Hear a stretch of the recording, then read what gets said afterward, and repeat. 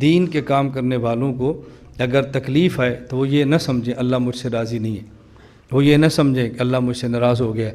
دین کا کام کریں، کچھ تکلیف آئے گی، جب تکلیف آ جائے تو نمبر 1 پہلا کام کریں صبر، پہلا کام صبر، برداشت کریں، ڈٹ جائیں، اور دوسرا زبان سے کہ انا للہ و انا الیہ راجعون۔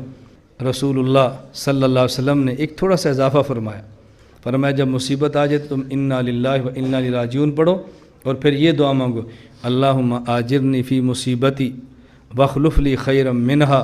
جب تم دعا کرو گے تو جو چیز گئی ہے اللہ سے بہتر تمہیں عطا فرمائیں گے۔ اب اس پر آخری واقعہ سنیں۔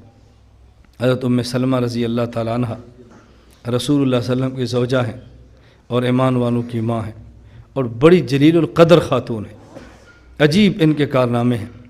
نبی کریم صلی اللہ علیہ وسلم کے نکاح میں آئی ہیں۔ ام سلمہ کے شوہر ابو سلمہ تھے۔ جب خدا نے بیٹا سلمہ دیا، پیار اتنا تھا کہ شوہر نے اس نام سے کنیت ابو سلمہ رکھی، انہوں نے اپنی اس نام سے کنیت ام سلمہ رکھی، اور دونوں بڑے لوگ تھے، خاندانی اعتبار سے بڑے تھے، خامد بیوی کا آپس میں پیار بھی بہت تھا۔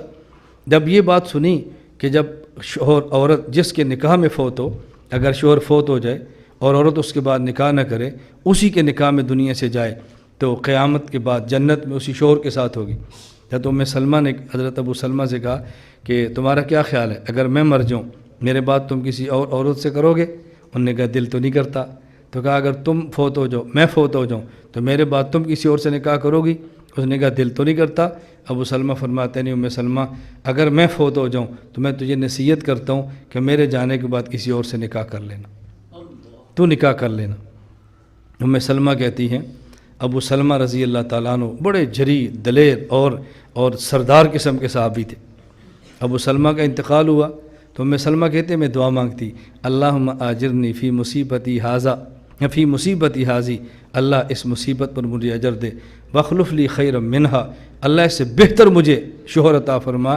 لیکن میں سوچتی ابو سلمہ سے بہتر بھی کوئی شوہر ہوگا، اس سے اچھا مجھے کوئی شوہر ملے گا؟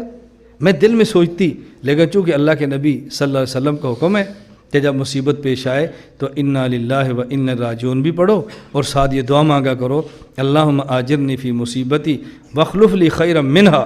میں پیغمبر کے وعدے پر یقین کرتی ہوئی دعا تو مانگتی تھی، لیکن دل میں بات کھٹکتی تھی ابو سلمہ سے بہتر کوئی شوہر ہوگا؟ میں اس وقت مجھے تعجب ہوا جب رسول اللہ کا پیغام نکاح میرے پاس آ گیا۔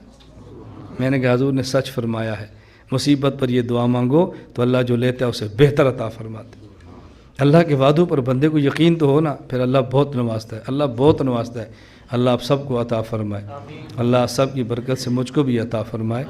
اللہ میں اپنا مخلص اور نیک اور متقی بندہ بنا دے، جو ہم سے خطائیں اور گناہ ہوئے اللہ اپنے کرم سے اس کو معاف فرما دے، اور اللہ ہمیں اپنا نیک بندہ بن کے زندگی گزارنے کی توفیق عطا فرمائے۔